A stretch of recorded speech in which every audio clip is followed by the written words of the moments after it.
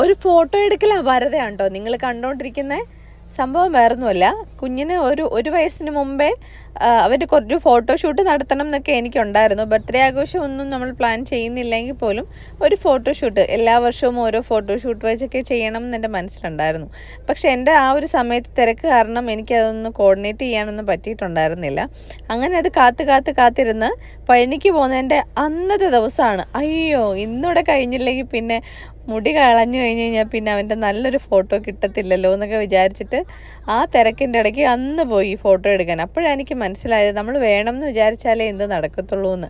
അപ്പോൾ ഏതായാലും അന്ന് അങ്ങനെ വേണം എന്ന് വിചാരിച്ചത് കൊണ്ട് തന്നെ നടന്നു. പിന്നെ ഡ്രസ്സൊന്നും നേരത്തെ തന്നെ പ്ലാൻ ചെയ്ത് വെച്ചിട്ടുണ്ടായിരുന്നില്ല. യൂസ് ചെയ്യാത്ത 2 ഡ്രസ്സ് നോക്കി എടുത്തതാണ്. അപ്പോൾ ഒരു ട്രഡീഷണൽ ആയിക്കോട്ടെ ഒരു മോഡേണും ആയിക്കോട്ടെ എന്ന് വിചാരിച്ചിട്ടാണ് രണ്ടും എടുത്തത്. പക്ഷെ ഇത് രണ്ടും ഞാൻ ഷോപ്പിൽ നിന്ന് പർച്ചേസ് ചെയ്തതല്ല കേട്ടോ.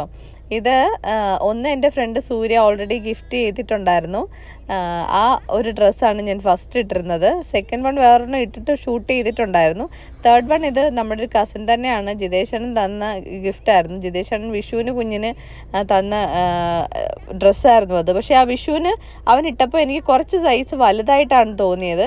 പക്ഷേ ഇപ്പോൾ ഇട്ടപ്പോൾ പെർഫെക്റ്റ് ആയിരുന്നു. സത്യത്തിൽ ഇപ്പോഴെങ്കിലും ഇത് ഇട്ട് നോക്കിയപ്പോഴാണ് മനസ്സിലായത് അയ്യോ ഇന്നെങ്കിലും ഇട്ടില്ലായിരുന്നുണ്ടെങ്കിൽ ഇതിന് ഉപയോഗിക്കാൻ പറ്റത്തില്ലായിരുന്നു എന്നുള്ളത്. അപ്പോൾ ഔട്ട്പുട്ട് ഞാൻ പുറകെ